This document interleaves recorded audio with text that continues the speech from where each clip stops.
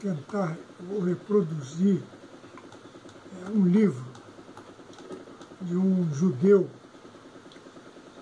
inclusive ele é professor na Faculdade Hebraica de Israel. O nome dele é Arthur Koestler. Ele escreveu um significativo livro que tem como título A 13ª Tribo. Até então eu conhecia a 12ª, que são os descendentes de Abraão, Isaac e Jacó.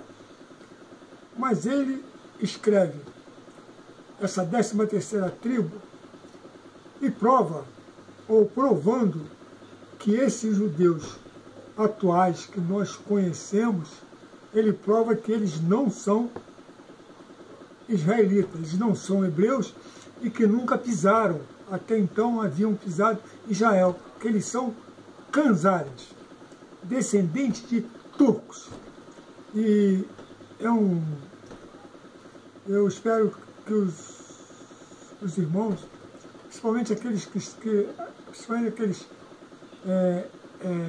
isso não é um estudo antissemitista, muito pelo contrário, eu não sou racista, até porque eu na qualidade e na condição de negro, eu jamais iria ser racista, homofóbico, ou lá o que seja, eu sou pelo amor ao próximo. Mas nós temos que mostrar a verdade.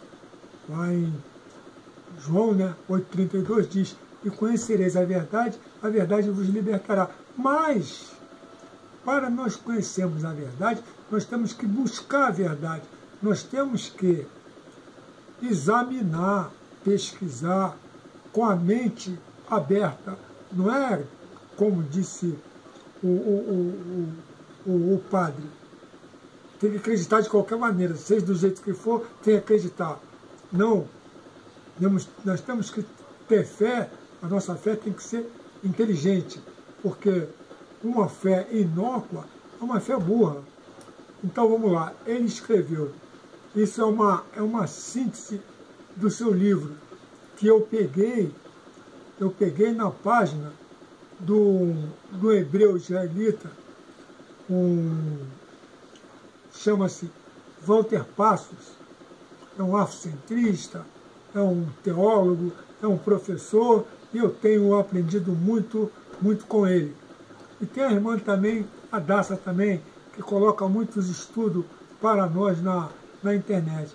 Então eu vou tomar a liberdade de tentar reproduzir aquilo que eles colocaram, que é para ajudar a divulgar, principalmente os hebreus israelitas, tomarem conhecimento do que é seu, qual é o seu direito. Então vamos lá, começa assim. Tendo em vista que a maioria dos escritores não tem conhecimento de quem são os verdadeiros hebreus israelitas, devido às informações aqui apresentadas, que foram retiradas desse livro, não representam 100% do conteúdo histórico dos hebreus israelitas, mas de uma forma geral revelam claramente que os modernos judeus, mais conhecidos como Ashkenazi e Sefardista, espalhados pelo mundo afora, não são os verdadeiros descendentes dos hebreus israelitas. Então nós temos aqui Gog, Magog e o reino dos Canzar. Filho do homem, dirige o seu rosto contra Gog, terra de Magog, príncipe-chefe de Meseque, e Tubal, e profetiza contra ele. E diz, assim diz Iá, eis que eu sou contra ti, ó Gog, príncipe-chefe de Meseque e de Tubal. Ezequiel 38, 2 e 3. 1000 anos antes do estabelecimento do moderno Estado de Israel, existia um reino judeu na margem oriental da Europa, situado entre os rios Volga e Don. Assim começa a tese de um autor judeu que tem pelo nome de Kevin Alan Brock.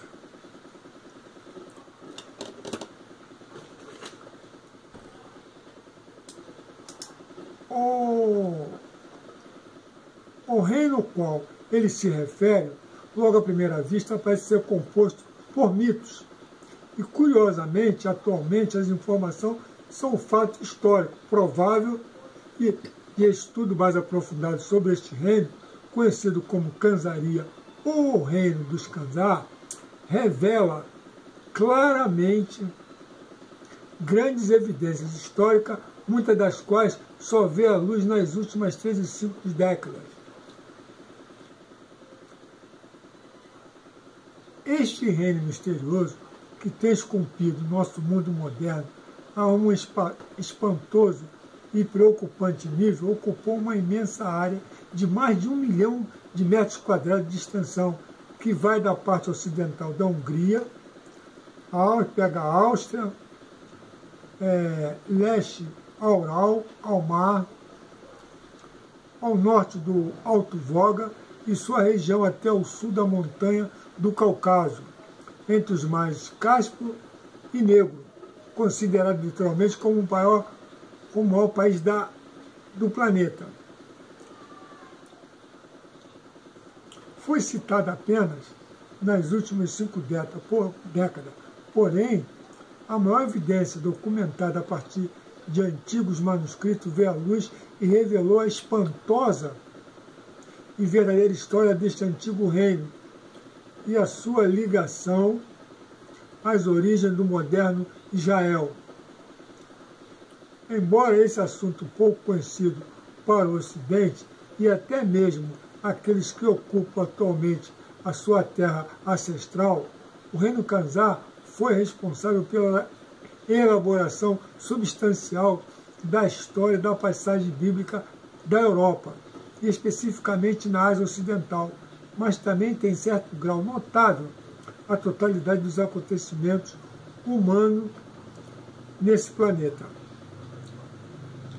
Arthur Koestler, autor de A 13ª Tribo, o mais expansivo escrito sobre o tema, afirma: a história do Império Kanzar, uma vez que emerge lentamente do passado, começa a dar sinais de que foi o golpe mais cruel já perpetuado na história.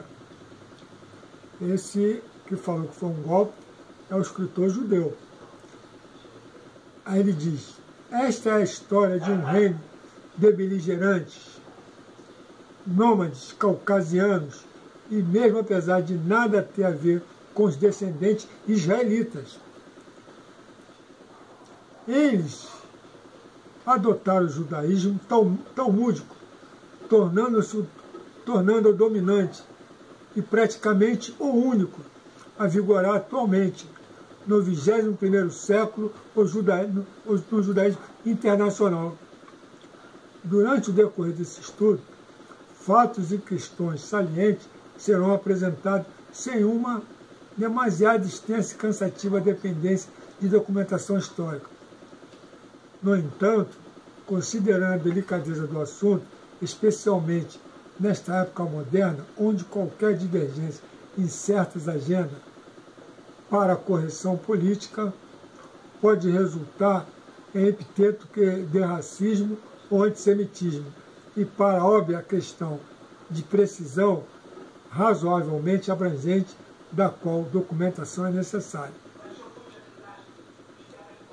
Neste será mostrado que o clamor antissemitismo, arremessado contra aqueles que fazem oposição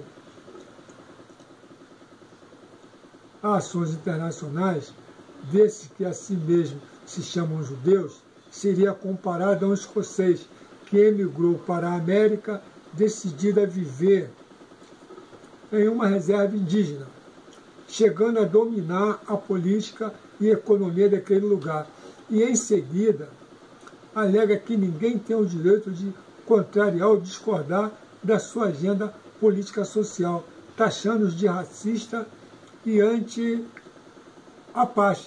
em suas crenças.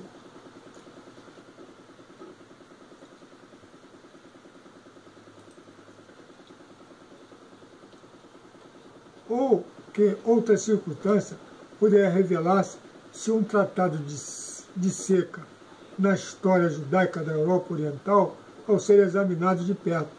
Na verdade, pode ser uma narrativa dos acontecimentos que tenham estabelecido um percurso sequencial e para além dela.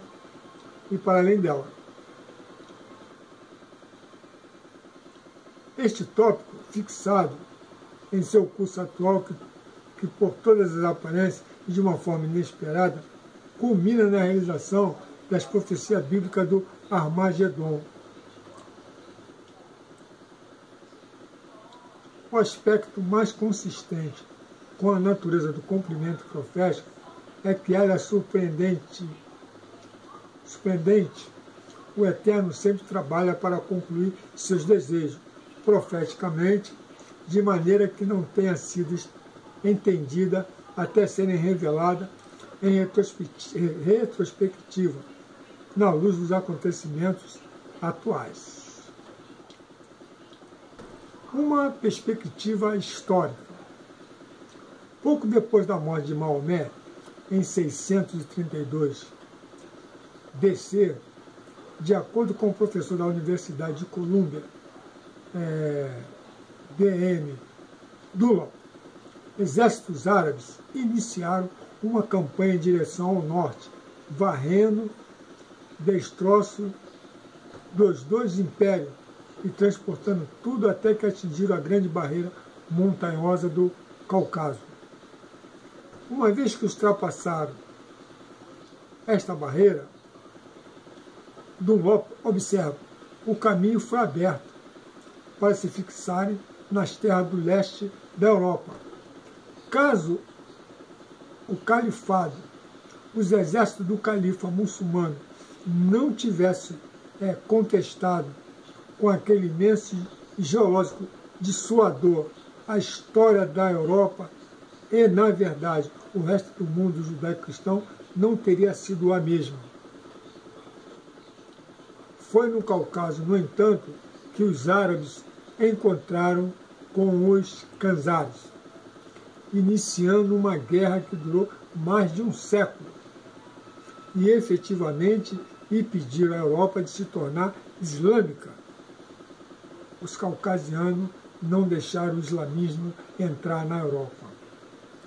Ou melhor, não deixaram. Porque senão, se eles entram, eles iriam dominar como estariam dominando até hoje. Os khânzares eram tão poderosos, social e militar, que Kevin Allen Brock refere em sua obra Os Judeus da Khânzaria, que Constantino Pogoschi, imperador dos bizantinos, que era o império romano do século X, enviou correspondência para o khânzar, marcado com selo ouro no valor de 3 sólides, mais do que os 2 sólides que sempre acompanhavam as cartas ao Papa de Roma, ao príncipe de Rus e ao príncipe dos húngaros. Para ver a importância dos khânzar.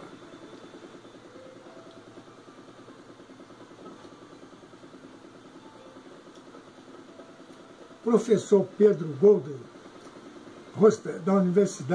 da University, referido por K.A. Brock como uma das principais autoridades sobre o khânzar, escreveu: a cada aluno no Ocidente tem sido ensinado que, se não fosse Charles Martel e as batalhas dos Poitiers no lugar de Notre Dame, com certeza estaria atualmente uma mesquita, o que poucos alunos sabem. Golden enfatiza. Quer dizer, está falando aqui da Catedral de Notre Dame, né? Que se a semana passada ou a semana retrasada se o mundo incendiou-se. E que, se não fosse os khânzar, a Europa Oriental poderia muito bem ter se tornado uma província islâmica. As forças montadas khânzarianas, um exército composto principalmente por turcos e de origem pagã, quando necessário, mostravam uma desastrosa ferocidade e crueldade contra os inimigos da Kanzaria. Eles também eram provavelmente os mais disciplinados, estrategicamente o mais potente poder marcial daquela época e naquela região.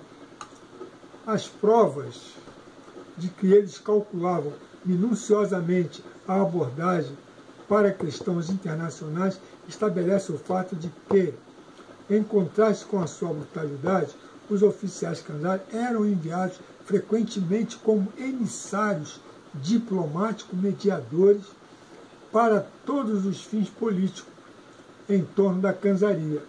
O Kanzar em seu império, nessa altura, eram altamente respeitados e temidos, e com razão. No auge de seu império, acreditava-se que o Kanzar tinha um exército que numerava para mais de 100 mil e controlavam ou exigiam tributos. Surpreendentemente, há mais de 30 diferentes nações e tribos que habitavam o vasto território entre o Cáucaso, o Mar Aral, os Urais e as estepes ucranianas. Durante o seu reinado, a Kanzaria dominava completamente as terras que atualmente são conhecidas como Astracan, Kalmíquia, Daquestão, Volgogrado, Rostov, Ingusheia, Karbino-Balzak, Osseteia do Norte e da Chechênia, na sua máxima extensão, que era no século IX, declara Brock. Kanzaria não só englobava o norte do Cáucaso e do Volga-Delta, mas também se alargou até o extremo oeste de Kiev, Rússia. Isso tudo tem na Bíblia, irmãos. O arqueólogo soviético Mir Artamanov afirma que durante um século e meio os kanzaris eram os mestres supremos da metade sul da Europa Oriental e apresentavam um baluarte praticamente impenetrável, bloqueando os Urais Cáspio, a porta de entrada da Ásia para a Europa. Porque esse território da Ásia foi a Turquia. Essa entrada, né, da Ásia para a Europa e da Europa para a Ásia. É um território turco. Durante todo esse período, eles travaram violentas batalhas com as tribos nômades do Oriente. Até recentemente, uma grande parte do problema com o histórico da antiga e obscura Kanzaria estabelecia o fato de que a área geográfica do país fazia parte da União Soviética. Insistência essa que foi feita pela interpretação errônea de dados arqueológicos no âmbito do materialismo histórico marxista. Esta versão foi revisionada,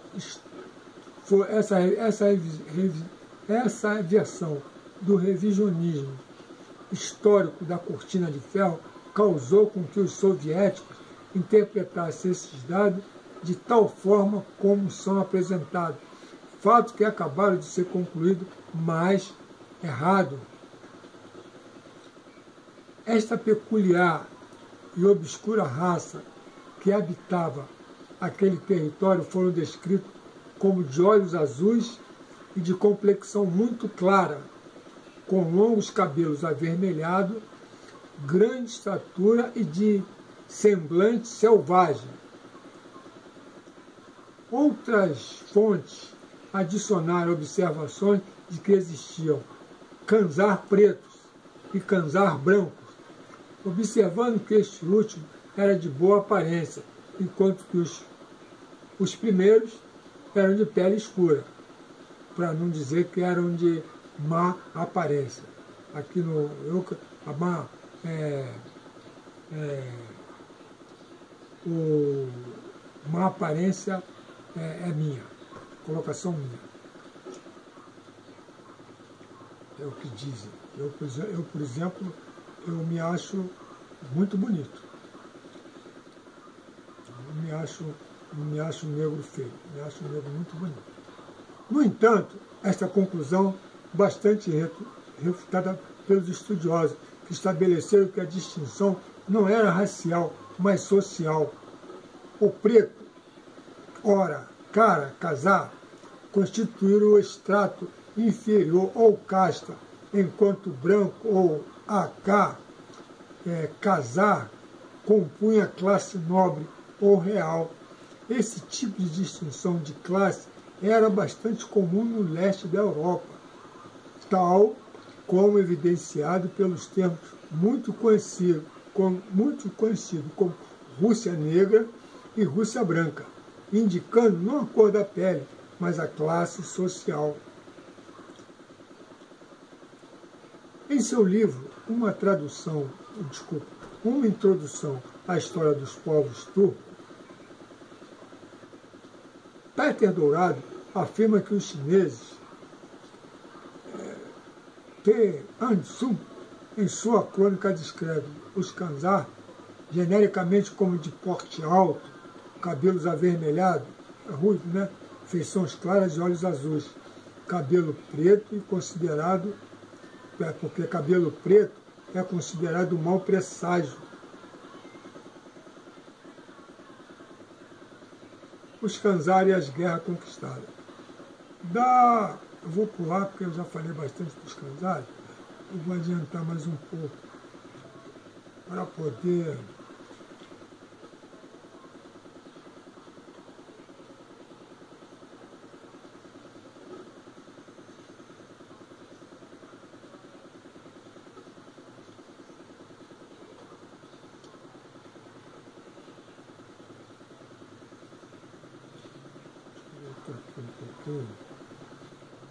no século IX, o monge Dutrman, da Aquitânia, no seu comentário sobre Mateus 24:14,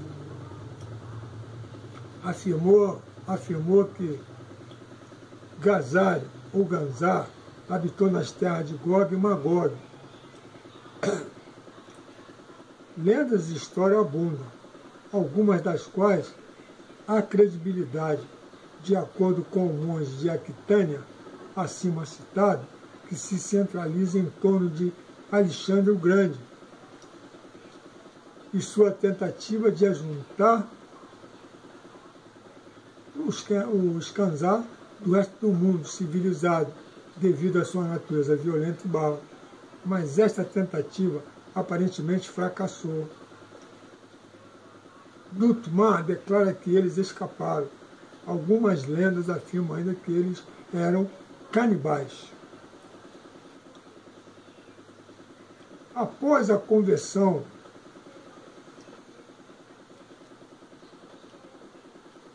do reino dos Khanzar para o judaísmo, judeu vermelho,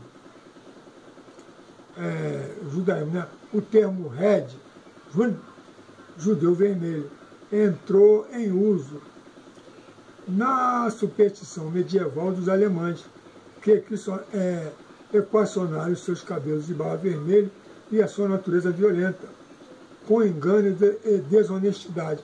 Também é bem documentado que eles cobravam pesados tributos a todos que passavam por suas terras, e ninguém ousava recusar. Judeus, hein? De acordo com Benjamin H. Friedman, ele próprio um judeu que por longo tempo foi associado e confidente de presidentes e estadistas, em um endereço apresentado em 1961, no Hillard Hotel, em Washington, descreveu que os Khanzar eram tão violentos e hostis até que finalmente foram expulsos da Ásia e se espalharam entre as nações da Europa Oriental. Felix von Pratt, por volta de 1300, e escreveu que eles eram o aterrador dos povos de Gog e Magog. O território do Búlgaro, também conhecido pela sua lendária ferocidade em batalha, foi conquistado pelos Khânzars em 642 BC. Uma parte deles fugiram para a região oeste do Danúbio, os Balcãs, e formaram o que agora é a moderna Bulgária. Mesmo nos tempos modernos, recorda a história muçulmana, os Khânzars rusgam e aterrorizam as pessoas que habitam em suas terras. Atualmente ele se refere ao Mar Cáspio, Barbakal, como Mar Khânzar. Não é difícil determinar alguns dos fatos que motivou a lendária ferocidade dos Khânzar na guerra. Quando Bek, líder militar khânzar e segundo no comando após o Khan, enviava parte de sua tropa, eles não retrocediam em nenhuma das circunstâncias. Se fossem derrotados, qualquer um que retornasse era certamente morto. Às vezes eles cerravam um deles ao meio, os crucificavam e às vezes eles o travavam pelo pescoço em árvore. Logicamente parece pouco provável que isso tenha acontecido, mas de uma vez que essa revelação causa mesmo ao mais guerreiro a sensação de que a derrota não vem ao caso, não é opção. Essa prática também era constituído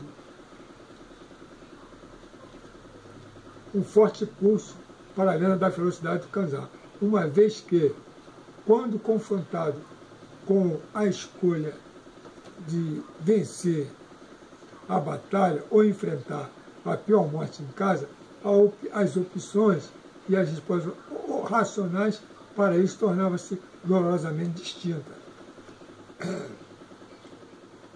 Todos esses fatos mesclados com a semifatual lenda de Alexandre o Grande e suas tentativas de emparedar esses judeus avermelhados, isolá-los do restante da humanidade, levou a numerosas mitologias dos Capi, vindouro no final dos tempos, a partir da zona delimitada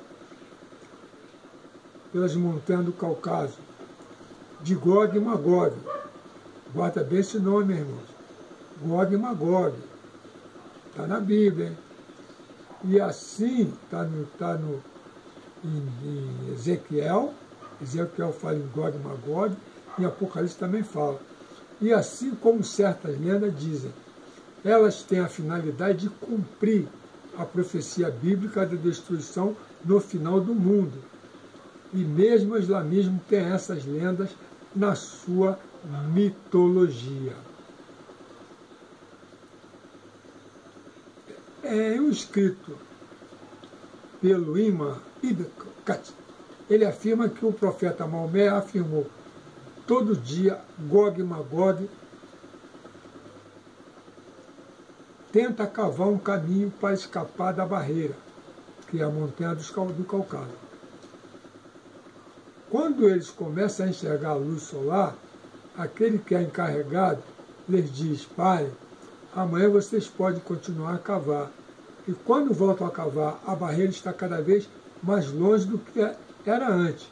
Segundo eles, isto irá continuar até o dia determinado pelo Supremo.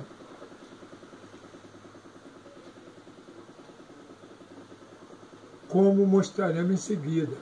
Até os muçulmanos da parte do sul do reino da Khânzaria tinham boas razões para anexar essas lendas aos seus ferozes vizinhos do norte.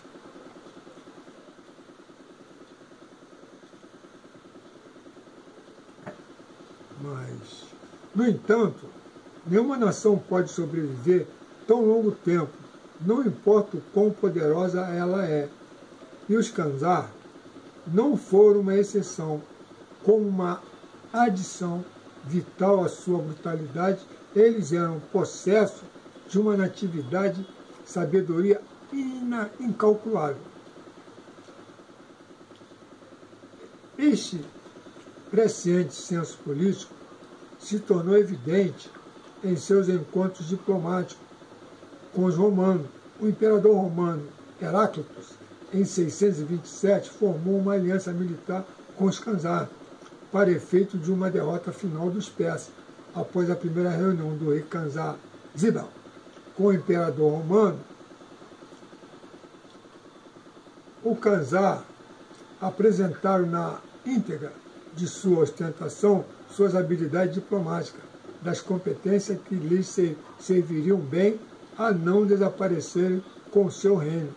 Ele, com seus nobres, desmontaram de seus cavalos de Gibson e caíram prostrados no chão para adorar a púrpura de César. Tão encantado ficou o imperador bizantino com esta exibição de reverência que acabou por ofertar juntamente com muita riqueza sua filha Eudócia em casamento. Esta união nunca se consumou devido à morte de Zibel, e nesse período Eudócia foi para a Canzaria.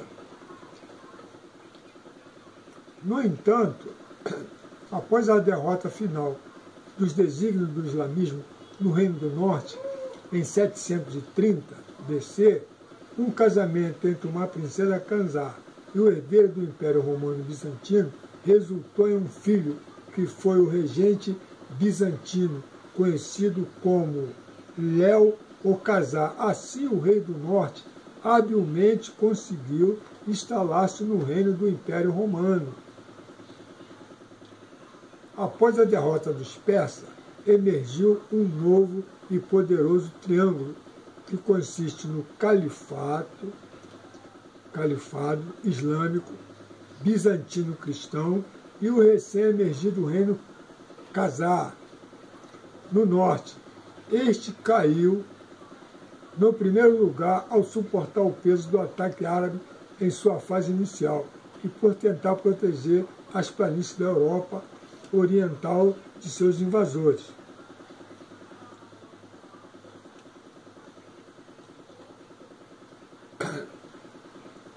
Devido à sua localização geográfica, única no seio da cúspide criada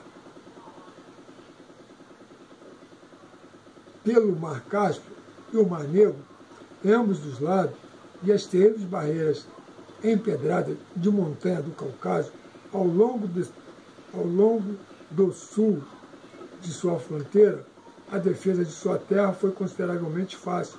Essa situação geográfica, de acordo com os historiadores, foi um dos principais fatores na formação da história da Europa Oriental, o Oriente Europeu finalmente do mundo. O Khazar, durante anos, tivera de se aventurar em direção ao sul, nas suas excursões sobre o saque aos países muçulmanos ao sul do Cáucaso. Agora, na primeira parte do século VII, o islamismo seguiu em direção ao norte através do mesmo Casbah Pass que os Khazar tinham usado e começou uma longa guerra contra o Reino do Norte. A tentativa dos grandes exércitos muçulmanos de tomar o controle da Transcaucásia veio em 622, enquanto Maomé ainda era líder islâmico. Eles conquistaram a Pérsia, Síria, Mesopotâmia, Egito e cercaram o centro bizantino. Atualmente é a Turquia, em semicírculo mortal, que se estendia do Mediterrâneo ao sul do Cáucaso e às margens do Mar Cáspio. Isto deu início a uma longa série de incursões de ambos os lados, khazarias e muçulmanos, que se prolongou por mais 30 anos. Nessas guerras, os árabes eram derrotados a cada avanço, finalmente terminando em 652, com a morte de 4.000 soldados árabes, incluindo seu comandante, Abd al-Rahman Ibn Rabi'a, levando os exércitos árabes à mais completa ruína. Essa sucessiva incapacidade de atravessar o Cáucaso tornou logicamente impossível para os exércitos muçulmanos criar um sistema eficaz contra o cerco da capital romana em Constantinopla, que é na Turquia. Se tivessem sido capazes de franquear a capital em toda a volta do Cáucaso e do Mar Negro, diz Arthur Koestler, esse é o escritor que nós estamos reportando, o destino do Império Romano provavelmente teria sido fechado. Essa situação foi fortuita, juntamente com as barreiras militares apresentadas pelos Khazars, que impediu a Europa de ser totalmente dominada pela lua crescente do Islã e de criar uma história muito diferente da que hoje conhecemos. Vamos lá. Após a expulsão dos árabes do território Khazar, o reino começou a guerrear mais por obtenção de território do que por outras finalidades, incorporando as pessoas conquistadas em um império com uma administração estável, governado pelo poderoso Khan, título dado ao rei Khazar, às vezes soletrado por Khangan, que designou seu governador provinciais para administrar e cobrar impostos nos territórios conquistados. No início do 8º século, seu estado estava suficientemente consolidado para o Khazar tomar ofensiva contra os árabes e não se limitar apenas a defender-se contra os ataques muçulmanos. Houve um breve período de discussão de muçulmanos à Khanzaria, onde o califa Marwan II, em uma surpresa, verteu 2 ataques que levou o Khazar de volta em suas próprias terras, tão distante na região do Volga. Só haveria acordo de paz se os Khangan se convertesse para a fé verdadeira, islamismo, o qual o rei Khazar concordou, mas aparentemente só até o tempo suficiente para o califa muçulmano retirar todos do Cáucaso. Este incidente precedeu apenas alguns anos antes dos monarcas Khazar se converterem para o judaísmo. Os irmãos vão tomar conhecimento como foi criado o judaísmo. Os irmãos vão tomar conhecimento que o judaísmo, ou judeu, não é um povo. O próprio escritor ele mesmo fala que o judeu não é um povo, é uma religião. Desculpa. A maioria dos historiadores concorda com que a motivação... Não. A maioria dos historiadores concorda que a motivação por trás da retirada do califa era porque os governantes muçulmanos aparentemente perceberam que, ao contrário dos mais civilizados, persas, armênios e georgianos, os bárbaros Khazar não poderiam ser mantidos sob o regime militar a tal distância, como foi mencionado anteriormente. A maioria dos historiadores credenciam Charles Martel e seus francos por salvar a Europa do Islã. Esta versão anglicanizada da história, seja por ignorância ou desígnio, considera o fato de que a defesa franco da Europa ocidental teria sido fútil não fosse os Khazars interromperem o ataque muçulmano ao leste. O surpreendente resultado de toda essa história é que o reino Khazar pôde finalmente erguer e desapossar um imperador do trono de um dos mais poderosos reinos sobre a face da terra, o Império Romano Bizantino. Isso aparentemente era só o começo, embora os registros da antiguidade até recentemente, em grande parte, perderam de vista este histórico e obscuro, imensamente influente povo. É interessante notar que a lendária ferocidade dos Khazar revela novamente sua natureza brotante como negociadores e políticos consumados. Um talento que intensificou-se cada vez mais no âmbito talmúdico, judaico. No livro 13ª Tribo, Coster, que é o escritor, fala do Império Bizantino, Teodósio II, que tinha a intenção de assegurar a amizade com esta raça guerreira. Mas o ganancioso Khazar, chefe chamado de Caridash, considerou o suborno oferecido a ele inadequado e se uniu aos hunos. Átila derrotou o chefe rival Caridax e o instalou como único governante da Khanzaria, nome dado a um Khazar branco, Actize, nome dado a um Khazar branco, e convidou-o a visitar o seu tribunal. Caridash agradeceu a ele profundamente o convite e disse que seria muito difícil a um homem mortal olhar a face de um Deus, pois assim como nenhum mortal pode olhar para o sol, muito menos pode olhar para o rosto de um Deus, sem sofrer os maiores danos.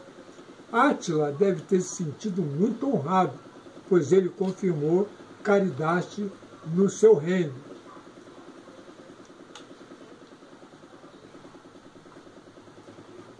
A morte de Átila, o Huno, contudo, contribuiu para a queda do Império Único e deixou um vácuo no poder na Europa Oriental, que foi eventualmente preenchido pelos Khanzares. Em seguida, começaram a subjugar todas as outras tribos ao redor, que logo após a derrota, os Khanzares a engoliam. Historicamente falando, essas tribos praticamente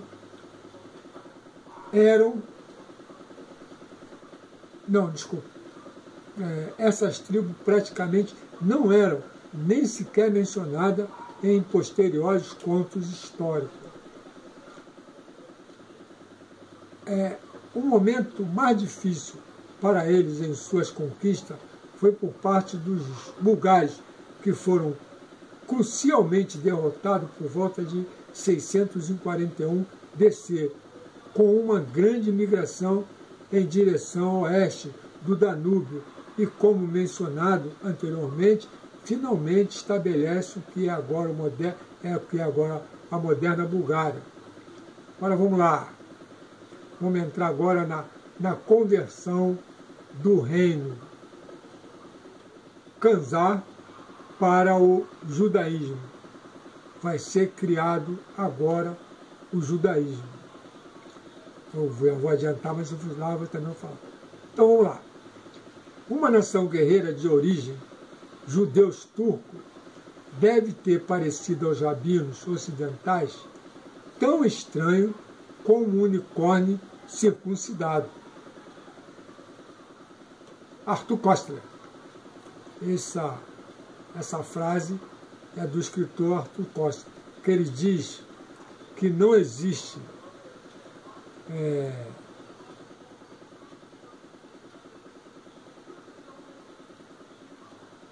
está falando aqui. Uma nação guerreira de origem judeus turcos deve ter parecido aos rabinos ocidentais tão estranho. Ah, sim, é porque ele está dando a entender que o rabino ocidental ele não tem noção de que o judeu ele vem do turco. que é o da canzaria. Então vamos lá. De acordo com Benjamin Friedman, a conversão dos Kanzai ao judaísmo foi primeiramente precipitada pela aversão do monarca com relação ao clima moral em que seu reino estava se decaindo. Friedman alega e outros historiadores confirmam que os Kanzais primitivos eram extremamente empenhados em formas imorais de práticas religiosas, entre elas o culto fálico, sacrifício de animais, também eram incluídos em seus ritos. A estrutura religiosa dos Kanzai era centrada em torno de uma prática conhecida como xamanismo, tingre, que incorpora o culto, adoração aos espíritos e ao céu, bem como zoolatria, o culto aos animais, tengri, e também o nome do Deus imortal deles, que dizem ter criado o mundo, e o primeiro animal sacrificado a esta divindade fora os cavalos. O atual xamanismo da mudança do reino Kanzai para o judaísmo foi finalmente, a maior parte dos historiadores concorda, muito bem pensado, a partir de uma perspectiva humanista e não aleatória e caprichosa, como alguns acreditam.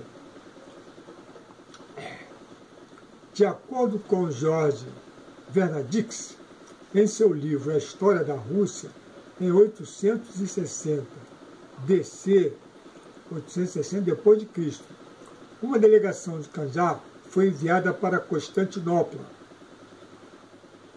atual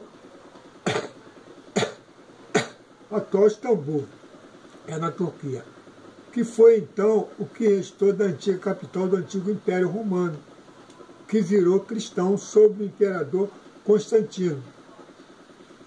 Sua mensagem foi: desde o tempo imemoriais, sempre tivemos conhecimento do Senhor Deus, referindo-se aqui a Tigre, que é o Deus dele.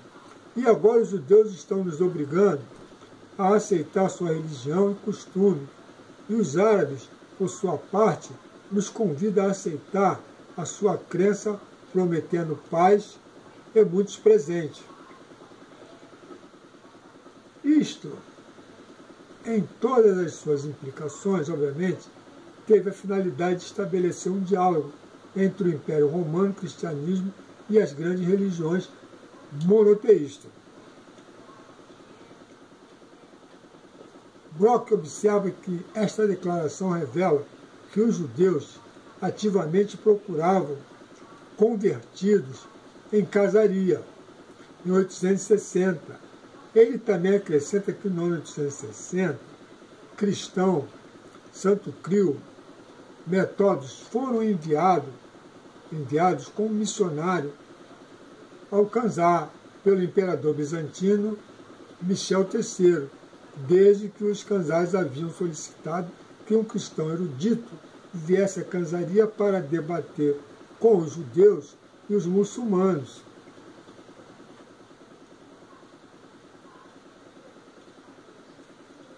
Na medida em que o mundo raramente houve, talvez nunca tenha testemunhado qualquer cultura de pessoas mais versada na arte religiosa, do debate, do que os rabinos judeus, a conversão dos Kanzais para o judaísmo talmúdico não é um resultado surpreendente, uma vez que tal fora para ser o mais decisivo na determinação da sua escolha, ao invés de meramente espiritual percepções. O resultado ficou ainda mais garantido pelo fato de que o representante do cristianismo nesse debate veio de uma igreja no último ano formativo do Santo Império Romano, numa época em que sensibilidade espiritual tinha se tornado algo raro ou quase extinto. Foi nesse período de tempo 740 BC ou depois de Cristo, que o rei Bulan da Canzaria converte-se ao judaísmo. No debate entre um mulá islâmico e um sacerdote cristão e um rabino judeu, cada um apresentou ao seu rei as vantagens e as verdades dos preceitos da sua crença. Este rei, no entanto, de acordo com alguns historiadores, tinha a sua própria lógica para determinar o que ele deveria abraçar. Ele pediu que cada representante, por sua vez, esclarecesse qual dentre as outras duas religiões cada qual considerava superior.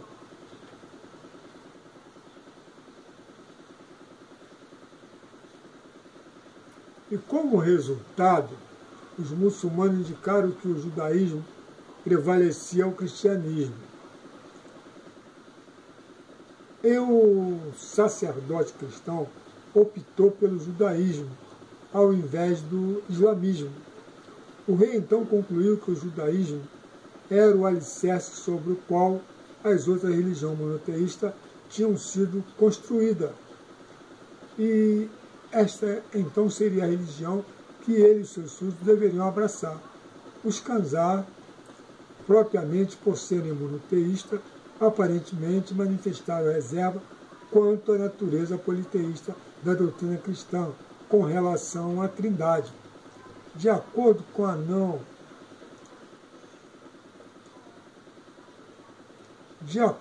excluir a islâmica deste acontecimento,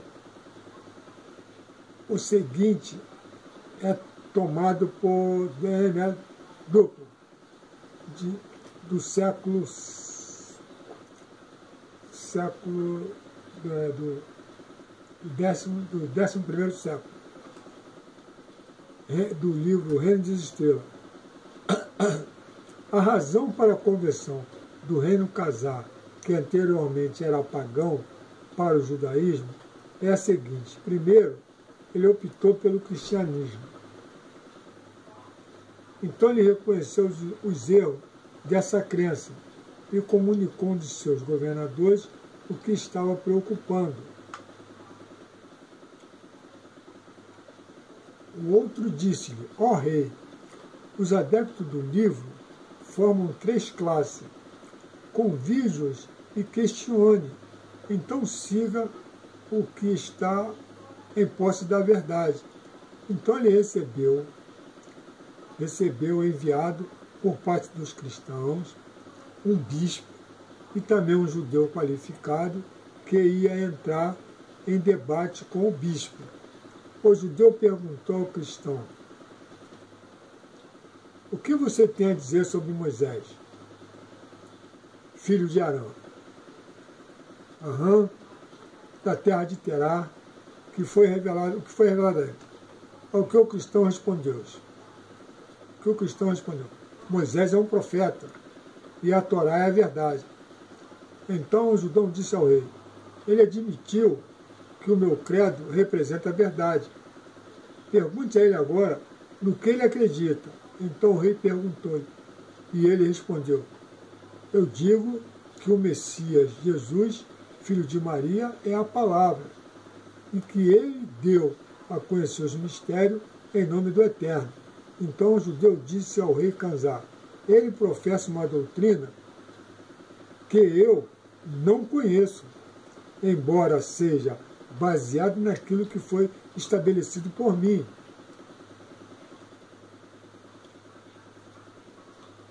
E por o bispo não ter demonstrado tamanha firmeza em seu credo, o Khazar então resolveu consultar os muçulmanos, e eles enviaram-lhe um homem inteligente e bastante conhecedor de seu credo, capaz de participar numa disputa, mas os judeus contratou alguém que o envenenou a caminho, e ele morreu. E assim o judeu foi capaz de convencer o rei a aceitar sua religião. Kostler apresenta uma alternativa interessante para este ponto de vista. Sua posição foi a de que a conversão do rei era essencialmente uma decisão política. No início do oitavo século, ele escreve: o mundo estava polarizado entre os dois superpoderes representativos do cristianismo e do islamismo. Suas doutrinas ideológicas eram soldadas ao poder político, prosseguida pelo método clássico de propaganda, subversão e conquista militar. Pode-se observar aqui que é bastante evidente que o cristianismo moderno tem aprendido bem esta mesma forma de estadismo, propaganda, subversão e conquista militar. Na medida em que eles rasgaram a página que conta diretamente a história dos fiéis do primeiro milênio. O Império Khazar representou uma terceira força. Não existia judeu. O Império Khazar representou uma terceira força. Kost continua, que revelou ser igual a qualquer um deles, tanto como adversário ou como aliado, mas ele só poderia manter a sua independência se não aceitasse nem cristianismo nem islamismo, pois seja lá qual fosse a sua escolha, eles seriam automaticamente subordinados à autoridade do imperador romano ou ao califa de Bagdá. Apesar do Islã ou cristianismo não ter feito grandes esforços para converter o Khazar às suas respectivas religiões, que resultou em nada menos do que um intercâmbio de políticas e cortesias dinásticas, ou seja, acordos de casamentos e alianças militares, etc. Ficou claro que o Khazar estava determinado a preservar sua supremacia como uma terceira força mundial e líder incontestável dos países e povos tribais da Transcaucásia. Eles perceberam que a adoção de uma das grandes religiões monoteístas, que confere aos seus monarcas benefício de ambas as partes, e às autoridades judiciais, benefício este que o seu sistema xamanista não podia oferecer e que claramente beneficiava os governantes desses outros dois poderes. Continuando, J.B. Bury concorda, não pode haver nenhuma causa, diz ele, acionada aos governantes por motivo político na adoção do judaísmo. Abraçar o muçulmanismo, na opinião dele, iria fazer do Khazar um dependente espiritual do califado, que tentou pressionar sua fé ao Khazar. Ao cristianismo, estabelecer o risco de se tornar um eclesiástico vassalo do Império Romano. O judaísmo era uma religião respeitável, com livros sagrados que ambos cristãos e muçulmanos respeitavam. Isto os mantinha em posição superior à dos pagãos bárbaros e os assegurava contra a interferência do califado ou do imperador. Esse judaísmo aqui a base é para a parte de Israel, é o hebraísmo.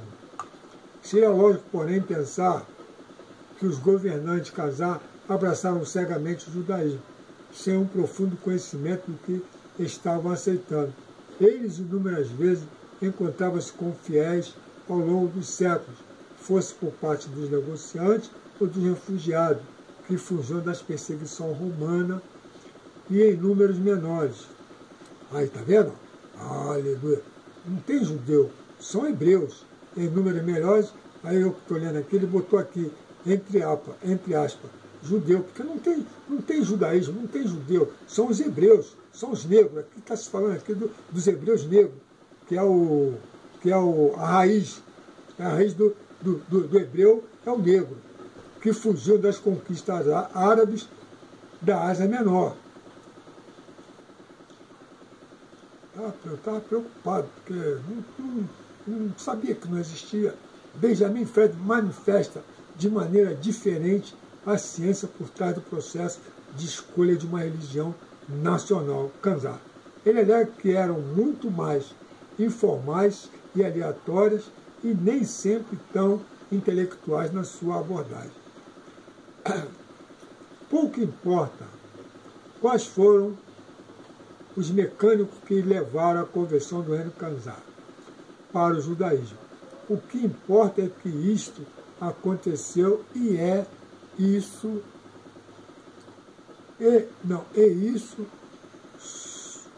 soa como um clamor tão forte na história que ressoa até hoje.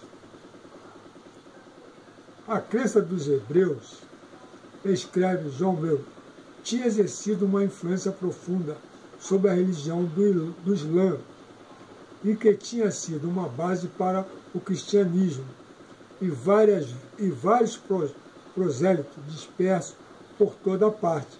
Mas a conversão do Kanzar à religião não judaizante é único na história. De fato, um acontecimento histórico e único, como Bury mesmo alega. No entanto, também é interessante notar que ele deveria referir-se à conversão deles ao judaísmo talmúdico e não à religião de Luia de Yah, que é o cristianismo, mas não o cristianismo no mote de Jesus, que o hebreu ele não professou o cristianismo. O hebreu não foi cristão. É evidente que nos dias de hoje, judeus etíopes, que são negros, que entraram em Israel pela lei do retorno, que eles se disseram que são, eu vou trazer um estudo também sobre isso, eles usaram a lei do retorno para poder entrar em Israel. Está lá os judeus etíopes e os lembas, que estão até chamados até de forasteiro, de forma pejorativa. Os judeus etíopes discordam do senhor Bury sobre esse assunto, uma vez que eles não aderem aos preceitos do Talmud. Eles são toralistas. Eles são toralistas. O judeu, eles são talmudistas. Não aderem ao preceito do Talmud. Mishnah e Mishnah, ou a qualquer dos extratextos bíblicos que tem surgido desde o final do canônico do Antigo Testamento. Estes judeus hebreus da África do Norte alegam apenas como autoridade escritural, aleluia, a Torá, ao contrário dos seus distantes irmãos do Talmud, que praticam a sua religião e mesmo eles se silenciam com relação ao envolvimento na política mundana. De acordo com um documento muito antigo, intitulado Resposta do Rei, José Assad, um cazaque que mais tarde se tornou rei, afirmou que, daquele momento em diante, Deus ajudou o rei Mulan e o fortaleceu, ele e os seus próprios escravos. Circunvício-se a eles foram enviados homens sábios de Israel que interpretaram a Torá para eles e dispuseram os preceitos em ordem. eu vou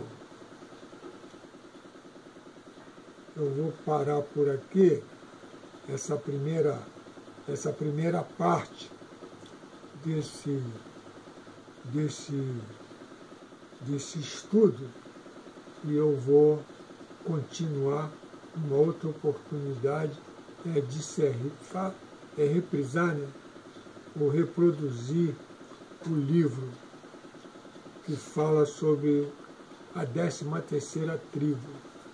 Até uma próxima oportunidade.